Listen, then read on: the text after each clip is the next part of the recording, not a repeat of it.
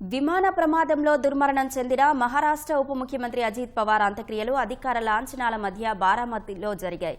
వేలాది మంది అభిమానులు తమ అభిమాన నేతకు తుది వీడ్కోలు పలికారు. విద్యా ప్రతిష్టాన్ మైదానంలో అజిత్ పవార్ దహన సంస్కారాలు జరిగాయి. కుమారులు పార్థ్ జే పవార్లు ఆయన చితికి నిప్పు పెట్టారు. ఈ ఉదయం అజిత్ పవార్ పార్థివ దేహాన్ని బారామతిలోని అహల్యాదేవి ఆసుపత్రి నుంచి ఆయన స్వగ్రామం కాటేవాడికి తరలించారు. ఆ తర్వాత అంబులెన్స్లో జీడీ మాట్కుల్కర్ ఆడిటోరియానికి భౌతిక కాయాన్ని తీసుకెళ్లారు. అక్కడి నుంచి విద్యా ప్రతిష్టాన్ మైదానం వరకు అజిత్ పవార్ అంతిమ యాత్ర సాగింది. మరఠ్వాడా నలుమూలల నుంచి వచ్చిన ప్రజలతో విద్యా ప్రతిష్టాన్ మైదానం పరిసరాలు కిక్కిరిసిపోయాయి.